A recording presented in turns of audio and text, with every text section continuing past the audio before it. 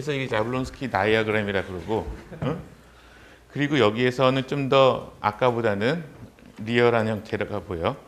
여기 두꺼운 선으로 되어 있는 것들, 요것들은 뭐야?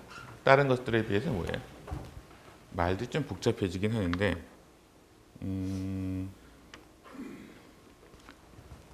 요거는 그라운드 일렉트로닉 스테이트이기도 하지만은, 요 S0 안에서도 그러니까 S0 안에 있는 바이브레이셔널 레벨에서도 제일 그라운드 스테이트죠. 그러니까 그라운드 일렉트로닉 스테이트이기도 하고 그라운드 바이브레이셔널 스테이트이기도 하고 그렇죠. 하지만 여기서 보면은 여기 뭐 S1, S2 이렇게 했으니까 이건 첫 번째 싱글렛 엑사이티드 스테이트고 이건 두 번째 싱글렛 엑사이티드 스테이트인데 싱글렛 엑사이티드 스테이트에서도 레벨이 되게 많잖아요. 그런데 얘만 왜 이렇게 두껍게 표시해 줬을까? 얘는 싱글렛 엑사이티드 스테이트인데 바이브레이셔널 레벨에 있어서는 그라운드 스테이트예요. 그러니까 그라운드 바이브레이셔널 스테이트 오브 싱글렛 엑사이티드 스테이트. 복잡해지지? 그래서 이건 많이 심플하게 한 건데도 지금 뭐 이 정도는 돼야지 우리가 이제 스펙트럼들을 표시할 수 있을 거고 그래서 그라운드 스테이트, 그러니까 그라운드 싱글렛 스테이트에서 올라가죠. S1으로 가든지 S2로 가든지 선들이 막 연결돼 있어. 요거 시간이 얼마나 걸린다고? 보여요? 아, 내 손이 보이는구나. 아, 이렇게 해야 되나? femtosecon드 정도. 빛을 흡수하는 거는 femtosecon드. 아, 그럼 여기 안 써 있는 것들이 있네. 바이브레이셔널 릴렉세이션. 요거는 시간 단위로 보면은 피코, 그치? femto, 그 다음에 피코, 릴렉세이션 피코, 그 다음에 플로레센스 나오는 거가 10에서 9승에서 6승이니까 뭐 나노나 마이크로 그 사이의 시간대가 되겠네. 그렇죠? 그래서 femtosecon드 올라갔다가 그 피코세컨드 정도 레벨에서 우수수수 그러니까 그라운드 바이브레이셔널 스테이트로 쭉 떨어지니까 뭐 1 피코세컨드만 있으면은 여기 올라갔던 요 것들이 다 여기로 모이겠죠. 그리고 나서 뭐 10의 9승이나 10의 6승, 그러니까 나노나 마이크로 세컨드 정도 되는 시간 동안에 형광이 내려오게 되니까 형광은 대부분 어디서 어디로 가는 거야? 여러분들이 형광 스펙트럼을 봤을 때, 플로레센스 스펙트럼을 봤을 때 이 레벨에서 여기로 떨어지는 거 관찰할 수 있을까? 거의 확률이 없죠. 여기에서 1로 떨어지는데 걸리는 시간은 나노나 마이크로 세컨이 필요한데 여기서 1로 가는데 걸리는 시간은 피코세컨밖에 안 필요하니까 여기서 곧장 이렇게 떨어질 확률은 거의 없고 대부분의 플로레센스는 그라운드 바이브레이셔널 스테이트에서 그러니까 엑사이티드 일렉트로닉 스테이트에 그 다음에 요 그라운드 일렉트로닉 스테이트에 여러 가지 바이브레이션이 떨어지는 그런 조합이 되는 거예요. 여기서 보면은 요 위에서 떨어지는 건 없죠. 여기서 다 여기 있는 바이브레이셔널 레벨로 떨어지고 그렇죠? 그리고 요 경우 중에서 만약 여기서 얘가 여기로 올라갔다가 여기 바닥에 진한 데에서 위에 S1에서 진한 요 그라운드 스테이트 올라갔다가 바로 그 파장에서 다시 에미션을 했어. 요거는 뭐라 그럴까? 그러니까 흡수한 파장이랑 그 내뱉은 파장이랑 똑같다. 그건 뭐라 그럴까요? 아니면 그렇지. 그러니까 흡수한 것과 그 내뱉는 파장이 똑같은 경우 우리가 리조넌스, 레디에이션 또는 리조넌스 리조넌스 플로레센스라고 얘기를 해요. 그러니까 람다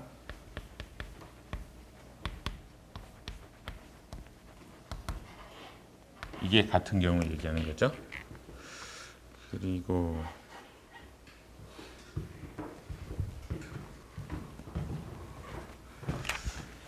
우리가 중요한 것들은 했고, 하지만은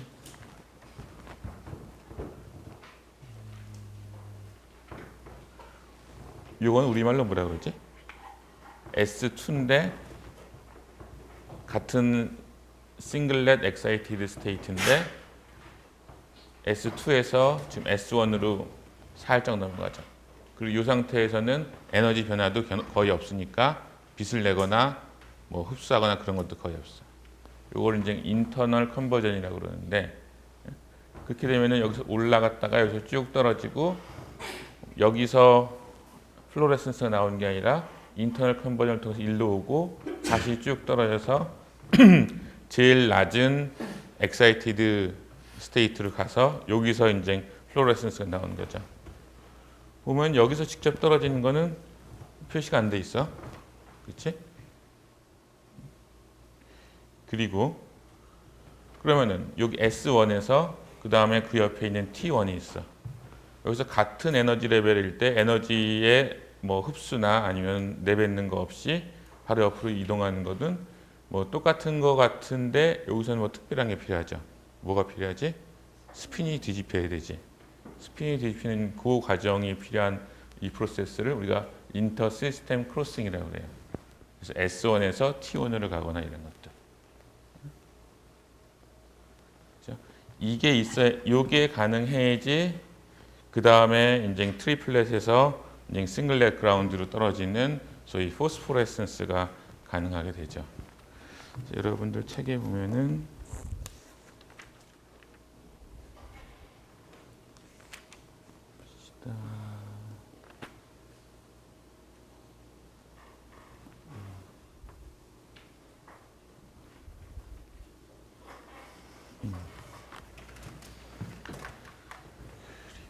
하나 또 필요한 것이 여기서 여기로 떨어지는 건 여기 시간은 표시가 안 돼 있지만은 대략 어느 정도 시간 레인지라고 봐야 되지. 그러니까 소위 이거보다 훨씬 긴 시간, 뭐 밀리세컨에서 아니면 뭐 수초 아니면 수분 그 이상까지도 가죠. 그 이유는 왜 그런가? 그 이유는 왜 그럴까? 이 상태에서 여기로 내려오는 거가 굉장히 느리기 때문인데, 그거는 그러니까 여기서 일로 내려오려 해도 또 뭐가 필요해요? 스핀이 또 다시 한번 뒤집혀야 되지.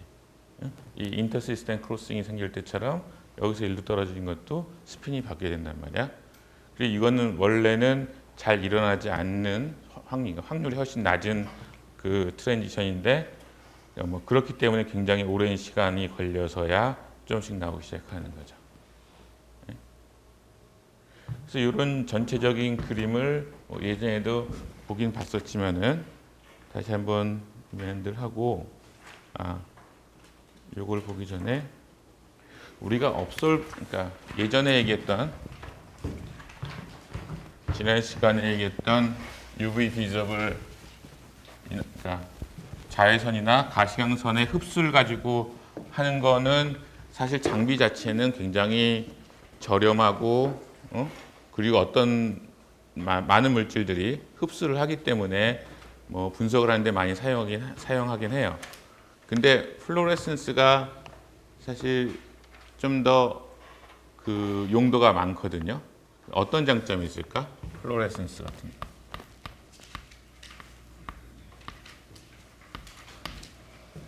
플로레센스 스펙트로미터.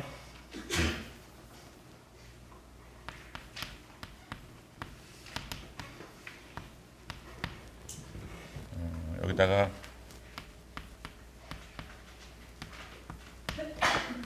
이전에 엑스레이 플로레센스도 있고 그랬으니까 어토믹 플로레센스에 대비해서 그냥 몰레큘러 플로레센스라고 그러는데 분자들의 형광 현상을 이용해서 분석을 할 때 어떤 장점들이 있을 수 있을까? 뭐가 있을 수 있을까? 첫 번째는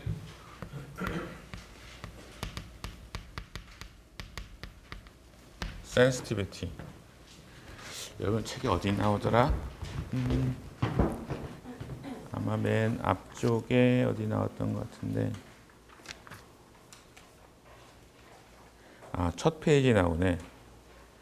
399페이지의 밑에서 뭐 한 7, 8번째 쪽. 그러니까 첫 페이지의 맨 마지막 파라그래프 보면은 One of the most attractive features of luminescence method is their inherent sensitivity with detection limit that are often 1 to 3 orders of magnitude lower than those encountered in absorption spectroscopy. 그 다음에 아마 좀 더 내려가 보면은 그런 얘기도 있어요. 두 줄 밑에 보면 single molecule have been detected by fluorescence.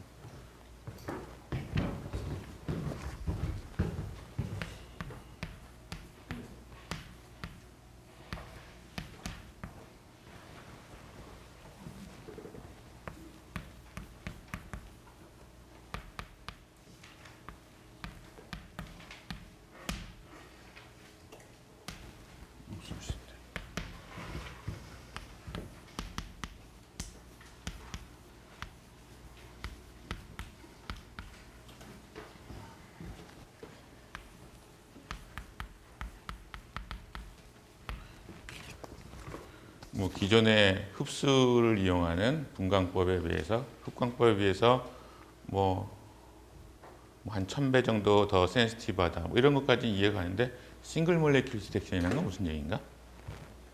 싱글 몰레큘 디텍션 말 그대로 해석하면은 분자 하나 있는 것을 검출할 수 있다? 그러면 농도가 얼마나 돼요? 싱글 몰레큘이면?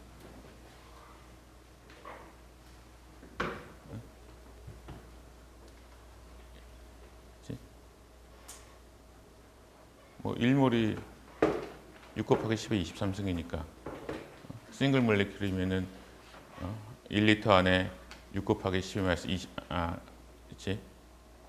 그러니까 10의 마이너스 23승 몰이 되는 거네요. 그렇죠? 근데 뭐 분석을 할 때 1리터짜리 플라스크를 놓고선 분석을 하지 않으니까 그 중에서 뭐 한 1ml 아니야 1ml면 많다. 1마이크로리터 그러면 10의 6승 될 거고 그 다음에 1 뭐 나노리터만도 분석할 수 있을 테니까 1 나노리터면 10의 9승이고 그러면은 1 나노리터 안에 분자가 하나가 들어있다. 그러면 그게 몇 몰 정도 되나? 뭐 10의 마이너스 23승 몰이 있는데 마이너스 9승을 하게 되면 마이너스 14승? 뭐 14승, 15승 되는 몰 농도가 되는 거라면은 싱글 몰레큘로 보통 우리 몸 안에 몸이라기보다는 세포 안에 있는 단백질 하나, 그러니까 싱글 몰레큘 치고는 좀 큰 몰레큘이지. 그런 거 정도 보는 거는 그런 것을 구현하는 테크닉은 대부분 다 플로레센스로 봐요. 루미네센스, 그러니까 플로레센스. 그래서 센시티비티가 굉장히 좋다는 거고 그 다음에 두 번째는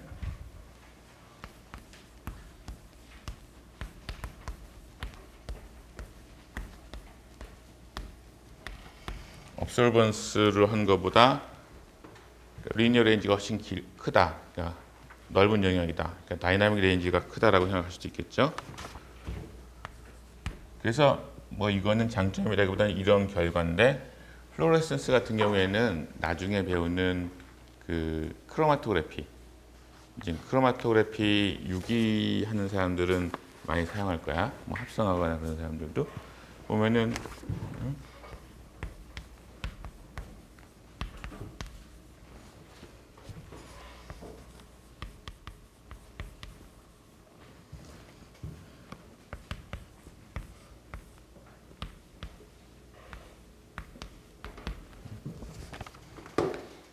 플로레센스 스펙트로스코피, 플로로미터 뭐 이런 것들이 결국은 종종 LC나 CE 같은 것에서의 디텍터로서 많이 사용돼요. 왜냐하면은 굉장히 넓은 리니어 레인지를 가지고 있고 굉장히 센시티브하기 때문에 용이 그 크로마토그래피 컬럼에서 굉장히 낮은 농도로 흘러나오는 것에 대해서 디텍션하기가 굉장히 예민하고, LC는 뭐지? 리퀴드 크로마토그래피. CE는 뭔가? CE는 뭐의 약자일까? 이것도 분석학 때 배웠는데.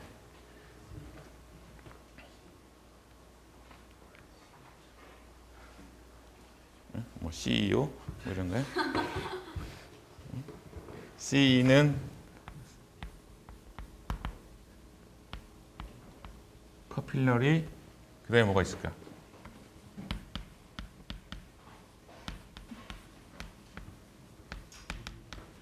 커필러리 일렉트로포레시스라고 하는 분석화학 책 맨 뒤에 보면은 그 크로마토그래피 맨 끝부분에서 배웠을 거예요. 이것도 굉장히 많이 쓰이는 테크닉이거든요. 그래서 리퀴드 크로마토그래피나 아니면 커필러리 일렉트로포레시스 같은 그런 크로마토그래피에서 이런 플로리미터, 플로레센스 스펙트로스코피를 좋은 디텍터로서 사용한다.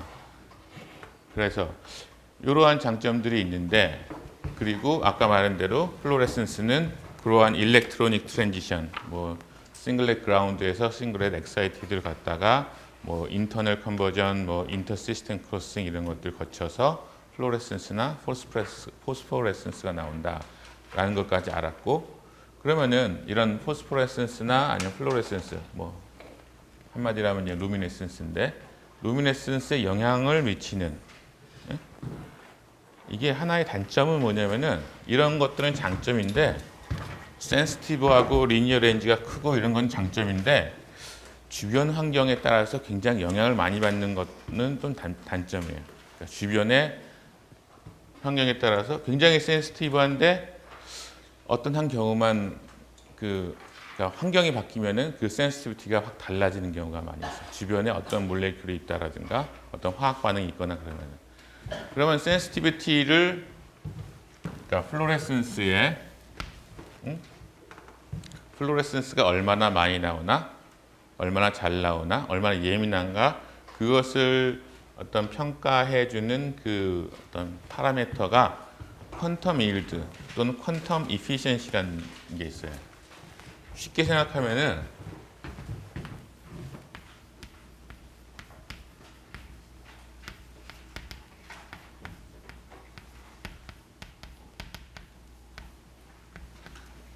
퀀텀 에피시엔시라고 얘기하는데, 하고 보니까 여기 파이라고 되어 있고 뭐 되게 복잡하지? KF는 뭐야? 플로레센스의 뭐 레이트 콘스탄트일 것 같고, 그 다음 PD는 프리 디소시에이션, PD였어. 있고, D는 디소시에이션, E는 익스터널 컨버전, 인터널 컨버전, 인터 시스템 크로싱 다 하고 KF의 B다. 무슨 뜻일까? 여기서 좀 전에 나왔던 거가 여기서 일단 올라갔어. 어디로 올라가든 올라갔는데, 올라가서 뭐 인터널 컨버전, 플로레센스, 포스포레센스는 아니고 인터 시스템 크로싱, 그 다음에 그 전에 여기는 안 나와 있지만 그 전에 디소시에이션 되는 거, 그러니까 빛에 의해서 디소시에이션 되는 거, 그런 모든 레이트 콘스탄트, 그냥 K 값들의 합에다가 합하고 그거하고 플로레센스로 나오는 거하고 B야. 이건 다르게 얘기하면은 빛이 들어가서 분자에 의해서 빛이 흡수돼서 어떤 여기 상태로 올라갔단 말이야. 올라갔다가 뭐 떨어지지 못하고 그냥 분해가 돼버리는 분자들도 있을 거고, 어떤 경우에는 플로레센스로 나오는 경우도 있고, 어떤 경우에는 옆에 애들이랑 부딪혀가지고선 그냥 자기가 가지고 있는 에너지를 전달해주는 그런 경우도 있을 거고, 그 다음에 인터 시스템 크로싱이라든가 뭐 이런 여러 가지 프로세스가 있는데, 빛이 들어간 것 중에서 플로레센스로 나오는 거가 얼마큼이나 많냐. 들어간 빛이 다 형광으로 나온다면은 얼마가 되겠어요? 이 파이 퀀텀 일드, 퀀텀 피션시는 1이 될 거야. 그런데 만약에 흡수한 빛이 다 옆에 분자한테 뺏기거나 아니면 바이브레이셔널 릴렉세이션을 해서 없어지거나 그랬다. 그래서 빛은 하나도 안 나왔다. 그럼 퀀텀 이피션시나 퀀텀 일드가 0이 될 거야. 그러니까 이 퀀텀 일드가 올라가냐 아니면 그러니까 높아지냐 작아지냐 1에 근접하냐 아니면 0에 근접하냐 이거가 그 플로레센스 테크닉의 어떤 센시티비티를 결정해주는 제일 키 파라미터일 거거든요. 그래서 앞에서 얘기했듯이 그러니까 요 플로레센스 또는 루미네센스에 영향을 미치는 것을 따질 때 일단은 퀀텀 일드가 뭐냐라는 것을 알아야 될 거고 그 다음에 우리가 플로레센스 여러분들이 배우는 이 몰레큘러 플로레센스에 해당하는 것은 어떤 트랜지션에 해당하나라는 것을 생각해 보면은 뭐 아까 S0, S1, 뭐 T1 이렇게도 얘기했지만은 그것들은 일렉트로닉 트랜지션인데 그 우리 전에 엑스레이 할 때처럼 저 코어에 있는 전자들이 튀어나온 건 아니죠. 밸런스 일렉트론들이 왔다 갔다 하는 거지. 그리고 이게 어토믹이 아니고 우리가 이제 몰레큘러 플로레센스를 얘기하니까 분자에 관련되는 소위 루모, 호모 얘기하는 그 부분일 거예요. 분자를 만들어서 뭐 시그마 본딩이 만들어지고 파이 본딩, 그다음에 난 본딩 일렉트론도 있고, 그다음에 이제 파이 스타, 시그마 스타 이렇게 안티 본딩 오비탈도 있고, 그러니까 뭐 호모, 루모도 있고, 그러니까 이러한 레벨에서 트랜지션이 일어나는 것들이 우리가 지금 얘기하고 있는 몰레큘러 플로레센스에 사용되는 관련되는 그런 트랜지션들이에요. 분자가 있으면은 이제 어토믹 오비탈들이 이제 합쳐져서 몰레큘러 오비탈들이 만들어지죠. 그리고 그 몰레큘러 오비탈에서 차 있는 그러니까 그 일렉트로닉 스테이트에서 비어 있는 쪽으로 업솔션 되면서 이제 엑사이테이션 되고 그 중에 일부가 뭐 아까 말했던 여러 가지 릴렉세이션 프로세스를 거쳐서 다시 떨어질 거야. 그런데 이 중에서 어떤 거가 주로 우리가 관찰하는 몰레큘러 플로레센스에 관련되는가를 보면은 제일 에너지가 큰 거는 이 시그마에서 시그마 스타로 올라가는 게 제일 크겠죠. 근데 요거 같은 경우에는 에너지가 200나노미터도 안 될 거야 아마. 그래서 파장이 200 책에 보면은 그걸 계산해 놓은 게 있는데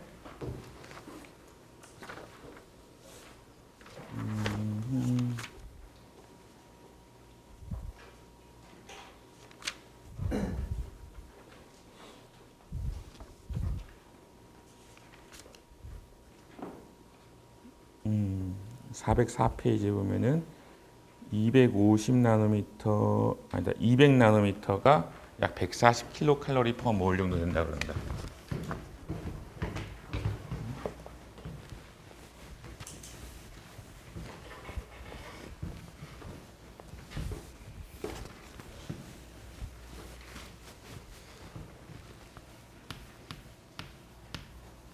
빛이 자외선 쪽에서 한 200나노미터 정도 되면은 그곳에 해당한 에너지가 140킬로 칼로리 퍼 몰 정도 된대요. 그리고 이 정도 에너지가 되면은 보통 일반적인 그 유기화합물들의 탄소 결합들을 충분히 깰 수 있는 그런 에너지. 그러니까 만약에 200나노, 255, 200 이렇게 굉장히 낮은 파장의 자외선을 쬐어주게 된다면은 이게 올라가서 다시 플로레센스나 포스포레센스가 나오기보다는 그냥 분해가 돼버리는 거야. 그렇죠? 그래서 그런 파장대가 주로 이제 시그마에서 시그마 스타 이런 트랜지션인데 이런 경우에는 우리가 플로레센스를 기대하기보다는 포토 디소시에이션 같은 것이 일어날 것이고 그래서 여기 시그마 스타에서 시그마 같은 거는 그래서 별로 보기가 힘든 거죠. 그리고 대부분의 우리가 포스포레센스, 플로레센스 얘기하는 거는 파이하고 파이 스타 사이나 아니면 넘번딩 일렉트론인 N하고 그냥 파이 스타 사이. 그러니까 뭐 여기서 일로 올라갔다 다시 떨어지는 거나 아니면 N에 있는 넘번딩 일렉트론들이 올라갔다 다시 떨어지는 요것들이라는 거죠. 요것들이 우리가 주로 뭐 자외선 뭐 한 3, 400 이런 쪽이랑 그다음에 400에서 700 사이의 가시광선 영역에서 우리가 플로레센스 또는 포스포레센스를 보는 그런 트랜지션은 다 요것들이에요. 파이, 파이스타, N, 파이스타. 그리고 요 두 개 중에서는 요 두 개 중에 비교해 보면은 파이하고 파이스타 사이의 트랜지션이 100배나 아니면 1000배 정도 좋은 퀀텀 에피션시를 가지고 있다. N이나 N, 그러니까 N에서 뭐 파이스타로 가는 거 사이랑 비교했을 때. 그러니까 넘버링 일렉트론이 올라갔다 떨어지는 요 그 트랜지션에 비해서 파이에 있던 거가 올라갔다가 파이스타에서 다시 이쪽으로 떨어지는 요 트랜지션이 훨씬 더 퀀텀 에피션시가 높다는 거예요. 그러니까 훨씬 더 많이 관찰된다는 거죠. 그리고 여기서 뭐 숫자로 나와 있는데 라이프 타임 뭐 C-7승에서 9승, 그 다음에 N스타에서 파이로 오는 게 C-5승에서 7승이다. 이게 훨씬 빠르죠. 훨씬 빠르다는 거는 이제 이거는 플로레센스 나올 수 있는데 얘 같은 경우에는 플로레센스 나오기 전에 그 전에 만약 다른 분자랑 충돌한다. 그러면은 그 다른 분자한테 에너지를 전해주는 그걸 뭐라 그러지? 분자 한 분자가 엑사이티드 스테이트로 올라가 있어. 근데 다른 주변에 솔벤트라든가 아니면 다른 분자랑 막 충돌했어. 충돌하면서 이쪽에 있는 에너지가 옆에 있는 애한테 넘어갔어. 그걸 뭐라 그럴까? 아까 거기에서는 설명이 안 됐던 것 같은데. 그거를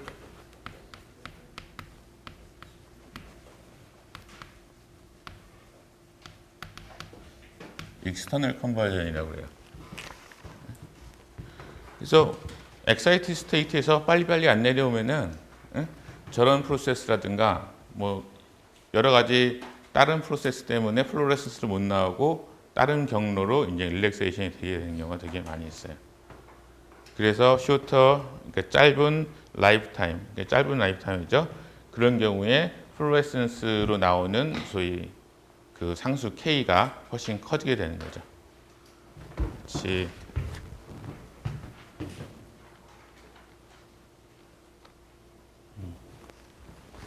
여기서 여기 써 있었구나. 같이 여기에 있어 전자들이 엑사이티드 스테이트로 있어. 근데 얘가 뭐 심하 7승, 뭐 8승 이렇게 빨리 내려오는 경우는 플로레센스를 갈 수 있는데 얘의 경쟁 상대는 주변의 다른 분자들이랑 계속 충돌을 하면서 여기 있는 에너지를 빛이 아니라 어떤 뭐 열 에너지라든가 다른 형태의 에너지를 전달해주는 이런 익스터널 컨버전 같은 경우가 경쟁 상대예요. 그러니까 빨리빨리 안 내려가고 있으면은 다른 분자와 충돌하면서 이 에너지를 가져가 버린다고요. 그러니까 이 상태에서, 그러니까 만약 여기가 그러니까 라이프 타임이 굉장히 길다. 그러면은 플로레센스로 떨어지기보다는 이쪽 익스터널 컨버전으로 가서 그 퀀텀 일드가 확 떨어지게 되는 거죠. 방이 굉장히 더운가요? 여러분들 눈에 졸음이 가득하네.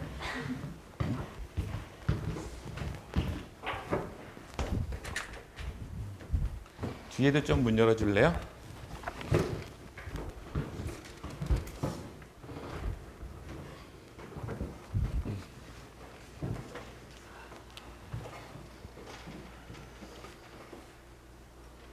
그래서 좀 전에 설명했던 거는 뭐 S1이나 S2가 파이스타가 될 수도 있고 또는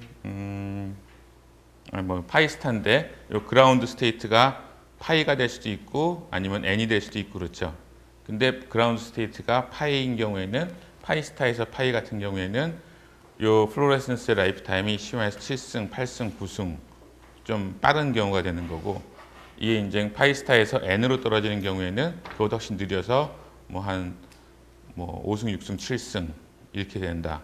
그러면 이게 훨씬 느린 경우에는 플로레센스가 일어나기 전에 다른 분자들하고 충돌 같은 걸로 해서 논 레디에이티브 릴렉세이션, 빛이 안 나오는 릴렉세이션 과정을 거치게 되니까 그런 경우에는 퀀텀 일드가 확 줄어들게 되는 거죠.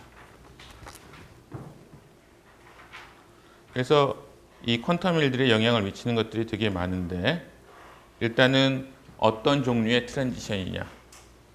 파이스타에서 n보다는 파이스타에서 파이가 훨씬 더 선호된다. 훨씬 더 그 퀀텀 윌드가 높다라는 거 알면 되고, 그 다음에 분자의 구조에서 그 제일 많이 우리가 관찰하는 플로레센스는 그러니까 the most intense, the most useful fluorescence are from the aromatic group with low energy pi star. 아까 파이하고 파이 스타 사이에 트랜지션이 있는 에로매틱 링인 경우에 우리가 플로레센스가 제일 많이 뭐 그러니까 벤젠, 뭐 톨루엔, 막 이런 그룹들, 그건 우리가 파이하고 파이 스타가 있다는 거 알고 또 이 뭐죠? 컨주게이션 돼 있으니까 파이하고 파이 스타 사이의 갭이 점점 줄어들죠. 그러니까 그냥 더블 본드 하나 있는 것에 비해서는 훨씬 작죠. 그런데 심플 헤테로사이클릭, 뭐 피리딘이나 퓨란, 뭐 사이오핀, 뭐 피롤 이런 것들, 이렇게 에로매틱 링인데 이런 뭐 다른 원소들이 하나씩 들어갔어. 그럼 여기 뭐가 생기나? 여기 나이트로젠에 넘버딩 일렉트론 있죠. 여기도 있고. 이런 것들이 들어가게 되면서 이런 헤테로사이클 같은 경우에는 플로레센스가 안 나온대요. 이 경우에는 아까 파이하고 파이스타 인터랙션도 있지만은 이제 n에서 파이, 그러니까 헤테로사이클릭, 그러니까 나이트로젠이 있는 헤테로사이클 같은 경우에는 n에서 파이스타로 가는 거가 되고, 그것이 뭐 다른 트리플렛으로 간다든가, 그러니까 인터시스템 크로싱 같은 게 돼서 그냥 플로레센스가 덜 나온다는 거죠. 그래서 이런 피리딘이라든가 이런 것 같은 경우에는 벤젠이나 뭐 피놀이라든가 이런 것에 비해서 그냥 플로레센스가 상당히 안 나온다는 거. 근데 또 이런 헤테로사이클에다가 퓨전 오브 벤젠 링 투 헤테로사이클 뉴클리어스 뭐 이렇게 얘기하는 건 뭐냐면 여기에다가 벤젠 링을 하나 더 붙여. 퀴놀린, 뭐 아이소퀴놀린, 뭐 인돌 이런 것들. 그러니까 헤테로사이클인데 거기다가 벤젠 링이 하나가 더 들어가면은 그 경우에는 퓨전 오브 벤젠 링을 하는 경우에는 엑사이티드 스테이트 라이프 타임 짧아지면서 이 경우에는 또 플로레센스가 보인다는 거죠. 그렇죠? 그러니까 파이스타가 에로매틱 링이 에로매틱 그룹이랑 있을 때 제일 잘 플로레센스가 퀀텀 윌드가 좋아지고, 근데 다른 그 넘버딩 일렉트론을 가지고 있는 다른 엘리먼트가 링에 들어가면서 헤테로사이클이 되면은 그게 다시 없어졌다가 거기다 이제 우리가 추가적으로 에로매틱 링이 추가가 되면은 다시 플로레센스가 보이고, 그러니까 이런 스트럭처가 플로레센스가 있고 없고에 대해 민감한 영향을 미치고, 그러니까 대략 분자 구조만 보고도 플로레센스가 나오겠다 안 나오겠다, 그리고 어디쯤 나오겠다 이런 것들을 예상할 수 있죠. 뭐 이거는 뭐 그런 걸 한번 예로 보라고 한 건데, 벤젠이나 톨루엔 같은 경우에는 뭐 270에서 310 사이에서 플로레센스가 있다는 거고, 그 다음에 플로레센스의 상대적인 세기가 뭐 10이나 17 이렇게 되는 거니까 뭐 전체적으로 보면은 낮은 레벨은 아닌데, 여기에 프로필 벤젠, 그러니까 플로로, 클로로, 브로모, 아이오도, 그러니까 할로젠 원소들을 서브스티튜션 했을 때 뭐 요거 같은 경우에는 별로 안 변하지만은 이제 뒤에 브로모하고 아이오도 같은 경우에는 픽 포지션, 플로레센스 포지션도 시프트가 되고 더 긴 파장 쪽으로, 그리고 결정적으로 퀀텀 윌드가 뚝 떨어지죠. 7하고 5가 이렇게 되는 거니까. 그 다음에 여기서 또 피놀 같은 경우에는 이제 그 알코올 그룹이 있을 때고, 이제 벤조익 애시드 같은 경우에는 카복실 그룹이 있을 때 그 펑셔널 그룹이 서브스티튜션이 실제로 이 상태하고 어떻게 변화를 주나. 굉장히 큰 픽 시프트를 보이죠. 플로레센스가. 그러니까 긴 파장 쪽으로 뭐 310, 390, 뭐 310, 405 이렇게 되는 거니까 이런 거 정도부터는 약간 파르스멀하게 보이겠네요. 그래서 구조에 어떤 서브스티튜션이 됐냐에 따라서 그 픽 위치도 바뀌고, 어떤 것들 이런 거, 요건 뭔가 아이오딘이 들어갔을 때, 그 다음에 벤조익 애시드 같은 경우, 그 다음에 나이트로벤젠 이런 거 같은 경우에는 플로레센스가 0이 돼 버리잖아.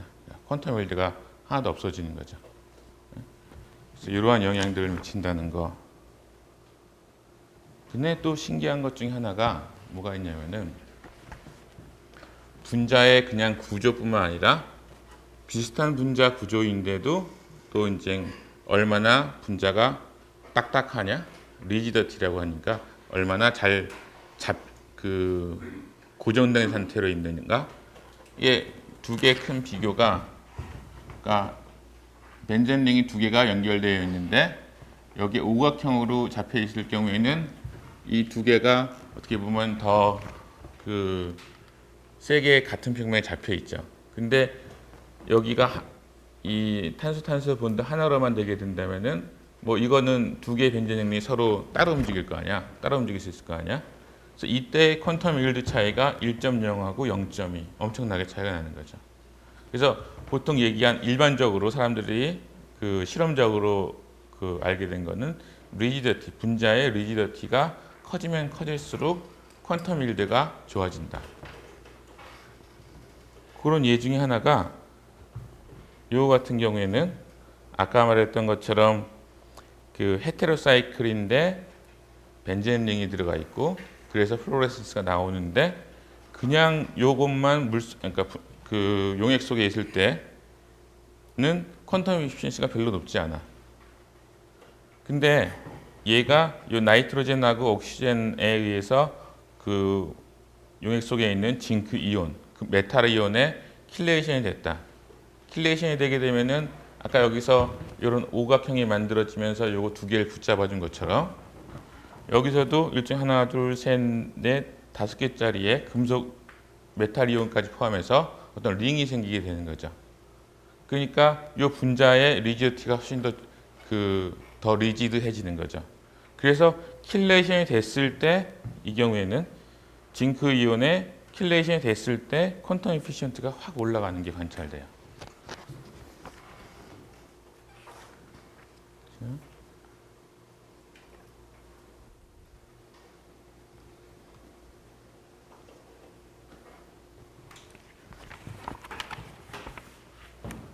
그 다음에 온도를 올리면 어떻게 될까? 플로레센스. 온도를 올리면 플로레센스가 더 잘 나올까? 잘 안 나올까?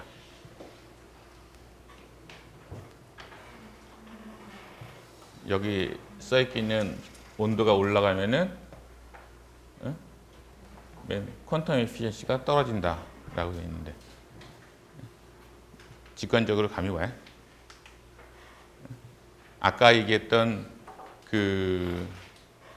충돌, 그러니까 익스터널 컨버전 같은 프로세스들, 엑사이티드 스테이트로 있는데 거기에 다른 솔벤트나 그런 문제들이 충돌하면서 그 에너지가 이제 트랜스퍼되는, 에너지가 다른 분자로 전달되는 그런 프로세스들이 있거든요. 근데 그거는 분자들 사이에 충돌이 많아지면 많아질수록 익스터널 컨버전 프로세스가 커져요. 그러니까 빛이 안 나오는 논 레디에이티브 트랜스퍼가 그래서 콜리전이 많아지고 익스터널 컨버전에 의한 디액티베이션의 확률이 커진다.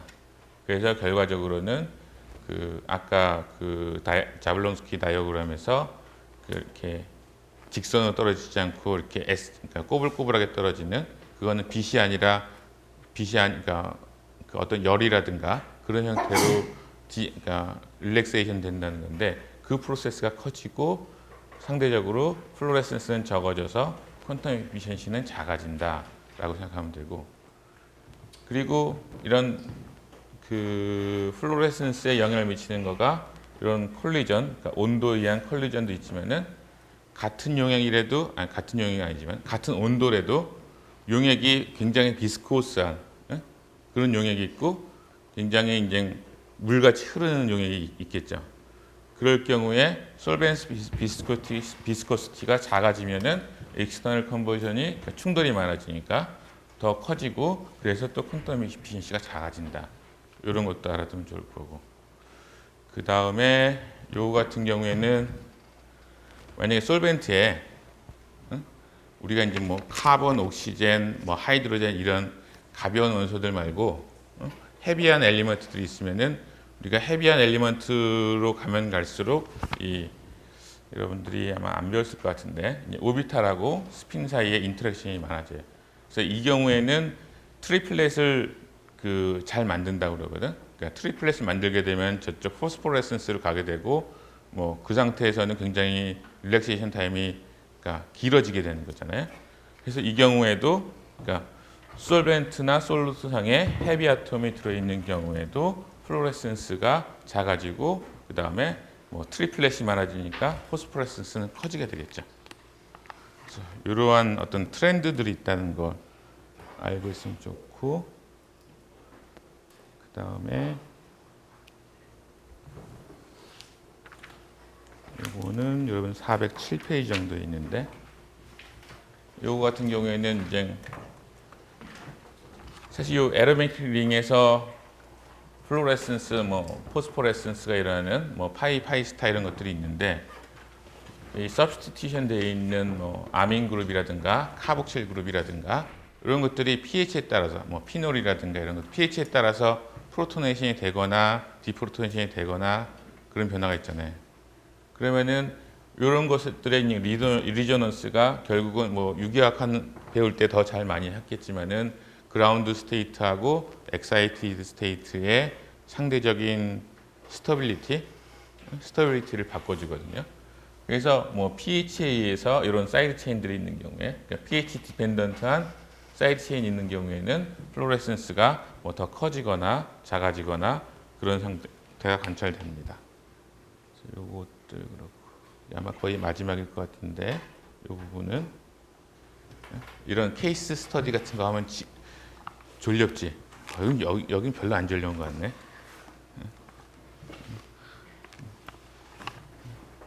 여기서 보면은 마지막으로 물속에 산소가 많이 녹아 있는 경우, 산소 같은 경우에는 그 몰레큘러 오비탈이 이렇게 쭉 되면서 맨 위에 언페어드 일렉트론들이 있죠. 그래서 얘네들이 파라마그네틱한데, 얘네들이 인터시스템 크로싱이나 아니면은 컨버전을 많이 해주게 돼서 결국은 포스포레센스는 커지게 해주지만은 이제 플로레센스는 캔칭을 해주는 그런 효과들이 있어요. 그래서 물 속에 산소가 많이 녹아들어 있으면은 그 경우에도 플로레센스 캔칭을 일으키는 하나의 원인이 됩니다.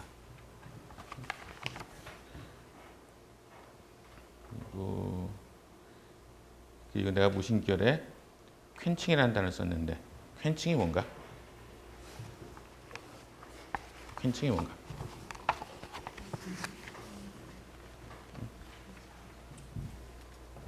여기 써놓긴 했지? Non-radiative energy transfer from an excited species to other molecule.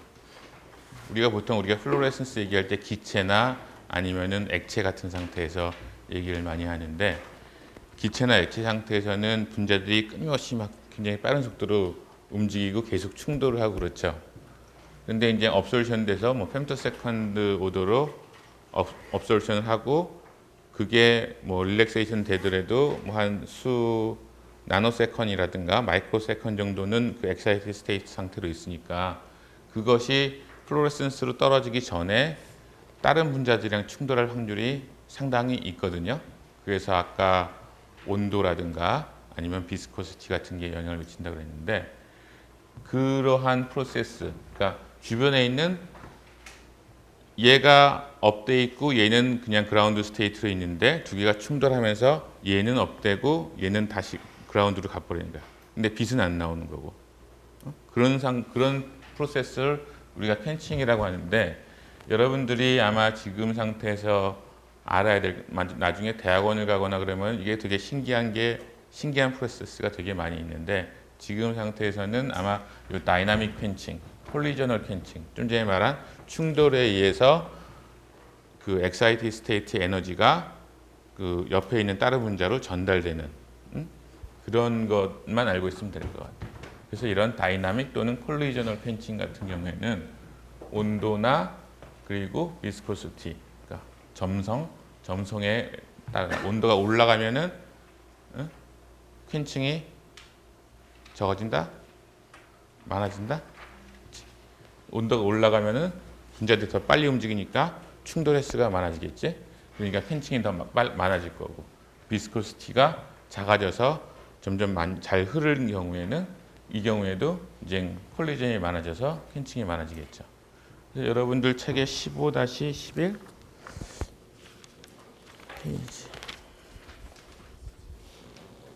408페이지에 있네요. 영어로 된 책에는.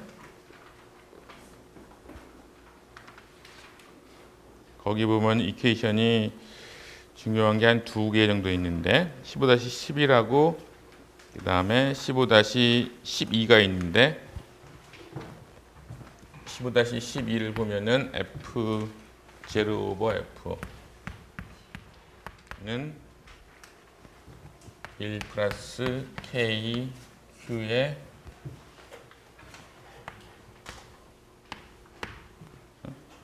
(15-11은) 요게 플로레센스 값이 아니라 퀀텀 일드 파이로 돼 있죠. 근데 실제로 실험에서 측정하기에는 요게 더 편할 거야. 퀸칭이 요 Q라는 거는 이제 퀸칭이 일어나게 하는 그런 분자들. 그냥 솔벤트 말고 어떤 특정한 분자를 더 넣게 되면은 뭐 퀸칭이 잘 된다. 그 분자의 농도, 그다음에 그 퀸칭의 속도 상수, 그다음에 F0가 그걸 넣기 전의 값이고, 그다음에 그 F가 이제 퀸처가 있는 상태에서, 얘가 있는 상태에서의 플로레센스고. 그래서 요 값하고 결국은 요 농도하고만 플롯을 해서 기울기를 따져 보면은 그 퀸칭의 그러니까 레이트 콘스탄트가 구할 수 있게 되겠죠. 이게 어디쯤 나오나? 이게 아마 example 15-1 보면은 문제가 그런 비슷한 문제가 있어요. 플로레센스 오브 퀴닌 설페이트라는 거가 있고, 이거는 클로라이드 이온을 많이 넣어주게 되면은 퀸칭이 된다. 그래서 이 사람들이 실험을 한 게 그 409페이지에 있는 플로레센스 인텐시티를 클로라이드 농도를 변화시켜주면서 쭉 찍은 거죠. 이 표만 있게 되면은 결국은 F0 오버 F 요것과 그 클로라이드의 농도 요 부분을 그러니까 플롯을 해주고 기울기 슬로프를 구하게 되면은 퀸칭의 레이트 콘스탄트 KQ를 구할 수 있을 거예요. 그래서 그런 문제들이 있을 거고,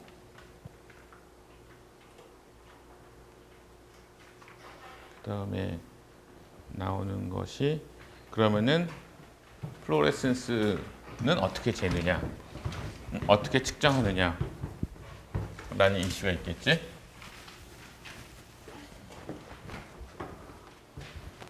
오늘 굉장히 조용한 것 같아요. 여러분들이 다 시험을 본 후에 어떤 아직 피곤함이 남아있는 건가? 그리고 내 생각에는 좀 전에 했던 그런 부분은 상당히 졸려온 부분이기도 해요. 그렇죠? 아, 이게 이럴 때는 이렇게 변한다, 저럴 때는 저렇게 변한다, 뭐 이런 거가 되니까. 근데 다행인 거는 그 전에 14장 UV 비저블의 어플리케이션 부분, 그 부분은 더 졸렸다는 거지. 그래서 이제 플로리미터 또는 스펙트럴 플로리미터라고 얘기하는 것에 대해서 뭐 장비가 어떻게 되어 있을까 뭐 이런 건데, 뭐 다음 시간에도 이 부분은 다시 한번 커버할 것 같으니까 조금 편하게 그러니까 진행을 할게요. 디테일하게 얘기하는 것보다 지금 여러분들 많이 졸려온 것 같으니까. 그래서 샘플이 있으면은 플로레센스 재는 거는 항상 그 일직선으로 되어 있지 않고 빛이 들어가는 방향하고 빛을 디텍터 쪽으로 가는 거하고 90도 각도가 있는 경우가 대부분이죠. 예? 이 빛을 직접 받지 않기 위해서. 그리고 이 경우에는 엑사이테이션 람다 셀렉터, 웨이브랭스 셀렉터인데, 웨이브랭스 셀렉터가 샘플 전에 하나 있고 샘플 후에 하나 있어요. 그래서 여기 있는 거는 어떤 파장으로 엑사이테이션을 시켜줄 거냐, 여기를 시켜주는 파장은 어떤 걸 쓸 거냐, 그 다음에 이 뒤에는 플로레센스가 나오는 것도 다양한 파장으로 나오는데 그 중에 어떤 것을 선택해서 디텍터 쪽으로 보낼 거냐, 이걸 결정해 주는 거죠. 그래서 보통 플로리메터나 아니면 스펙트럴 플로리메터라는 거가 이러한 뭐 두 개의 웨이브랭스 셀렉터와 라이트 소스, 뭐 디텍터 이런 것들로 구성되어 있는데 이거는 뭐 얘들이 여러 가지 있어. 샘플이 여기 있고 일단 이렇게 꺾어진 거 보면 아 얘가 플로레센스인가 아니면 이 다음에 나온 라만인가 그러니까 스캐터링인가 뭐 이런 것들을 생각하면 될 텐데 여기에 포토 멀티플라이어 이거는 디텍터죠. PM 튜브라고 하는 여기 램프가 여기 있고 셔터 그 다음에 여기는 주로 이제 필터라고 되어 있는 거 보니까 이 부분이 뭐예요? 요게 뭘까? 아까 좀 전에 그림에서 그렇죠? 샘플로 들어가는 엑사이테이션 람다를 결정해주는 그 웨이브랭스 셀렉터예요. 근데 이건 굉장히 좀 저렴한 모델이라서 그런지 몰라도 프라이머리 필터를 썼네. 옵티컬 필터를 썼어요. 그 다음에 이쪽 뒤에도 두 번째 웨이브랭스 셀렉터가 있는데 이거는 나오는 빛 중에서 어떤 파장을 선택적으로 볼 거냐. 근데 여기서도 세컨더리 필터를 썼네. 그리고 여기 램프에서 이 사이드로 와서 여기 거울이 하나 있고 여기에 그러니까 PM 튜브, 포토 멀티플라이어가 하나가 더 있어. 얘는 뭐에 쓰는 걸까?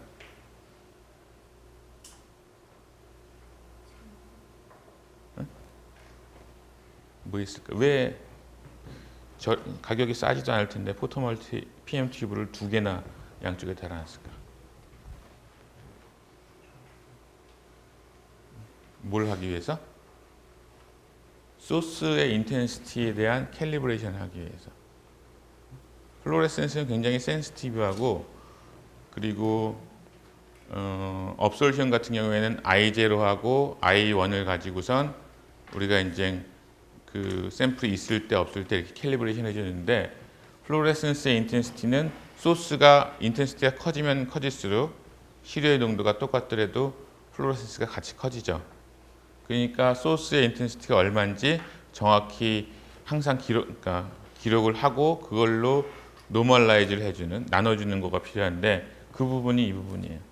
램프에서 나온 빛에 이 렌즈들의 귀퉁이에서 조금만 띄어다가 그 인텐시티가 얼마인지를 측정을 하고 이 값하고 그 다음에 샘플로 가서 샘플에서 나온 플로레센스를 B를 이제 정해주는 거지. 요거 같은 경우에는 프라이머리 필터나 세컨더리 필터가 이렇게 있는 거는 우리가 뭐 파장을 마음대로 선택하거나 그러기 힘들겠죠. 그래서 이런 거 같은 경우에는 어떤 용도로 사용하면 될 것 같냐면은 주로 우리가 분석하려고 하는 물질의 그 업솔션 스펙트럼이랑 그러니까 플로레센스 스펙트럼을 이미 확실히 다 잘 알고 있는 경우. 그래서 어떤 파장에서 엑사이테이션을 시켜주고 어떤 파장에서 에미션을 보면은 이 농도를 측정할 수 있다는 거 확실히 되어 있는 경우에는 괜히 비싼 모노크로메이터 여기다가 달아서 스캔하고 그럴 필요 없잖아. 그런 경우에는 이러한 뭐 간단한 플로리메터를 사용하게 되고 여기 좀 복잡해 보이는 게 있네. 그냥 플로리메터라고 안 돼 있고 스펙트로 플로리메터라고 돼 있네. 여기서는 라이트 소스는 어디 있어요? 라이트 소스는 뭘로 썼나? 제논 램프. 제논 램프의 프로파일이 좀 뒤에 나올 텐데 여기서 라이트 소스를 써서 첫 번째 모노크로메이터, 엑사이테이션 모노크로메이터라고 되어 있고 이것이 우리 예전에 배웠던 그레이팅이 있고 오목거울 2개 있고 엔트런스 엑시스로 있어서 여기서 우리가 만약에 400나노미터로 엑사이테이션 하고 싶다. 그럼 그 파장만 정확히 샘플로 보내주겠죠. 그럼 빛이 엑사이테이션 파장, 그러니까 람다 엑사이테이션이 일로 갈 거고 샘플로 들어가서 우리 플로레센스 볼 때는 주변에 따른 뭐 이런 형광등의 빛이라든가 아니면은 태양빛 이런 거 다 완전히 차단해줘야지. 왜냐하면 그것이 다 노이즈의 원인이니까. 그래서 아마 암실 같은 아니면 그 뭐 빛이 안 들어오는 밀폐된 박스 안에서 샘플이 있어서 뭐 샘플에서 플로레센스가 나올 거고 그것을 여기에 이런 오목 거울로 해서 최대한 모아서 두 번째 모노크로메이터인 에미션 모노크로메이터에 집어넣게 되는 거예요. 그럼 에미션 모노크로메이터에 들어가서 이게 다시 어떤 파장에서 플로레센스들이 나와 있는지를 알기 위해서는 그레이팅을 스캔을 해주면서 이제 포토멀티, 그러니까 PM 튜브에서 디텍션을 하겠죠. 뭐 하지만 요즘은 여기에 뭐 어레이 디텍터 같은 걸 사용해서 하면은 훨씬 더 뚜루풋이 좋게 할 수 있겠죠. 그러면은 큰 줄기는 알겠어요. 램프에서 빛이 와서 원하는 파장을 선택을 하고 그걸 엑사이테이션 시킨 다음에 나온 빛을 다시 스펙트럼으로 바꿔주는 그런 건데 여기도 중간에 뭐가 있네? 빔 스플리터는 뭐 하는 거지? 빔 스플리터는 거울인가 유리인가?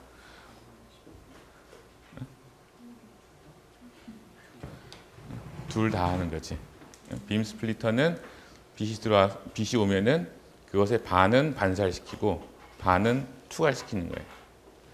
그래서 물론 반반이 아니고 여기서는 아마 이쪽이 더 적게 가도 될 것 같은데, 그래서 대부분의 빛은 통과시키고 일부는 반살시켜서 여기에 어디 있어?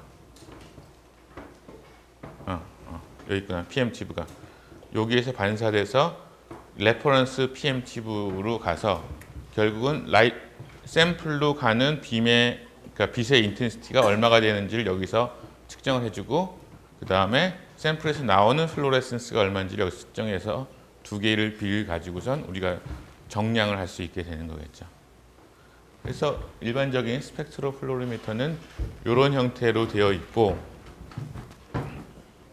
그 다음에 좀 전에 얘기했던 엑사이테이션 모노크로미터가 여기 있어서 원하는 특정 파장의 필을 여기서 보내줄 거예요. 그 다음에 샘플은 여기 있고 그 다음에 근데 여기는 좀 더 복잡하네요. PMT가 여기도 있고 여기도 있고 여기도 있어. 세 개나 있네. 그러면 여기에서 빔 스플리터가 있는 거 보면 아까 그 그림에서 있었던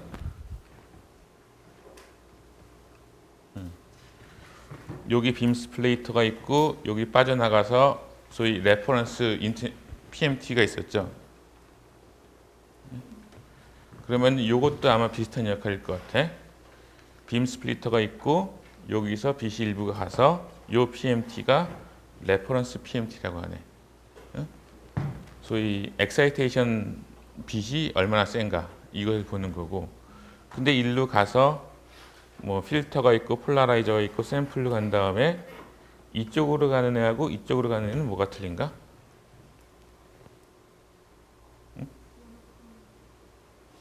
뭐가 틀려? 뭐가 있고 뭐가 없어? 여기는 에미션 모노크로메이터가 있고 그 다음에 여기는 그게 없네. 여기는 그냥 필터만 있네. 근데 그 필터는 여기도 있으니까. 응? 그래서 여기 같은 경우에는 이쪽에 있는 PMT를 가지고는 우리가 그 뭐죠? 스펙트럼을, 그러니까 플로레센스 스펙트럼을 얻을 수가 있을 건데 여기서는 그렇게는 못 얻겠죠. 이게 뭐 나름 옵션이 많아서 그거 외에도 폴라라이저, 빛을 이렇게 폴라라이저 시킬 거냐 아니면 이렇게 할 거냐 그것에 따라서 뭐 샘플의 플로레센스 같은 특성도 달라지니까 그런 기능도 좀 더 있고. 그래서 이런 거는 여러분들이 실제로 사용할 수 있는. 그래서 실제로 뭐 그거 같은 경우 웹사이트에 가보면은 그렇죠? 여기 Corrected Excitation and Emission Spectra, 그 다음에 Excitation Emission Matrix, Polarization,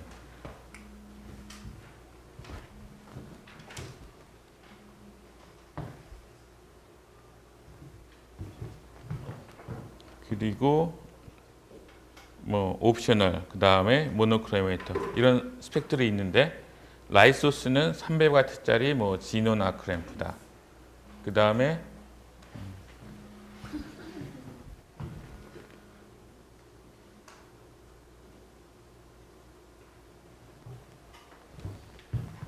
이렇게 얘기했는데 여러분들이 아마 뭐 대학원을 가거나 아니면은 회사 연구소를 가거나 그랬을 때 장비를 선택할 때 이런 것들이 이제 주로 이런 용어들을 이제 이해하기 위해서 아마 기기 분석을 배우는 목적 중에 하나일 거야. 그런 것들이. 여기서 다른 거는 그렇지만은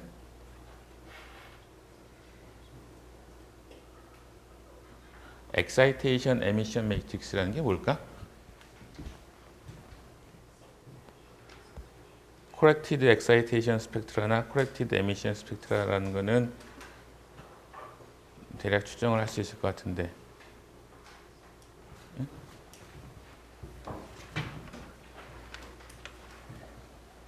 Excitation Emission Matrix 또는 Excitation Spectra 뭐 이렇게 얘기하는 거가 뭐냐면은 좀 전에 본 것처럼 여러분들이 할 수 있는 게 두 개의 파라미터, 그러니까 두 개의 모노크로미터가 있어요. 이제 어떤 파장을 집어넣느냐를 선택하고 그 다음에 거기에서 스펙트럼을 얻을 수 있어. 그러니까 여기 보면은 이 그림을 보면 될 텐데 여기 람다 EX라고 돼 있고 여기 람다 EM이라고 돼 있어. 그러니까 여기 있는 파장은 엑사이테이션 파장을 얘기하는 거예요. 그러니까 처음부터 만약에 400나노미터로 엑사이테이션 모노크로미터를 딱 튜닝을 해놓고 했을 때 본 플로레센스 스펙트럼이랑 500에 가서 본 스펙트럼이랑 600에서 가서 본 스펙트럼이랑 다 달라질 수 있어요. 달라지겠죠. 400에서 엑사이테이션 되던 분자 그 트랜지션들이 500이나 600에서는 안 되는 것도 있을 거고 400에서 엑사이테이션이 뭐 그 올라가는 그 이피션시가 별로 안 좋은 거가 뭐 여기 보면 이제 500이나 600 하면서 굉장히 높아지는 것도 있을 거고. 그래서 사실 이 에미션, 플로레센스 스펙트럼 같은 경우에는 엑사이테이션을 어디서 하느냐가 굉장히 중요한 역할을 하는데 그래서 이 두 개를 다 조합을 한 게 엑사이테이션 에미션 스펙트럼이에요. 엑사이테이션 스펙트라라고도 하고 그래서 엑사이테이션 파장이 바뀌면서 에미션 스펙트럼이 어떻게 변하는지 이것을 보여주는 거가 여기 그림이 나오나? 여기 안 나오는구나. 여러분들 책에 410페이지에 있어요. 그림 15-6.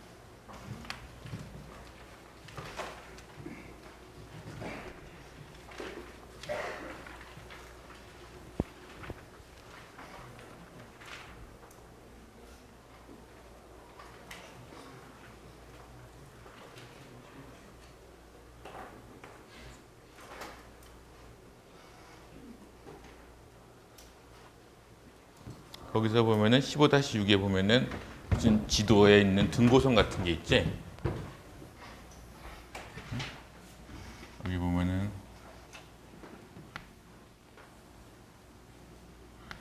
막 여기가 한쪽이 람다 엑사이테이션이고 하나는 람다 에미션이 되어 있던 식으로. 그러니까 엑사이테이션 파장을 바꿔가면서 에미션 스펙트럼이 어떻게 되는지 그것을 2차원적으로 이렇게 배열해내면은 마치 우리가 지도에서 뭐 산이나 강 이런 그 등고선이 보이듯이 그 분자의 어떤 고유한 그 스펙트럼, 그러니까 고유한 이미지가 되겠지. 단순한 스펙트럼이 아니라 스펙트럼이 2차원적으로 2D로 이제 합쳐진 거니까. 그래서 이런 것을 이제 엑사이테이션 스펙트라라고 그러고 뭐 이렇게 표현하기도 하지만은 여러분들 책 그림 15-6에 나타나는 것처럼 그런 형태로 표현하기도 해요. 이런 것들이 분자들마다 단순히 이 스펙트럼만 보면은 확실히 구별이 안 되는데 이 엑사이테이션 에미션을 조합한 이러한 매트릭스를 만들게 되면은 훨씬 더 그 분자 자체의 고유한 그러니까 지문, 고유한 특성이 될 수 있겠죠. 그래서 그런 부분들이 있고. 요거는 다음 시간에 얘기해 줍시다. 컬러 사진들이 많이 있는데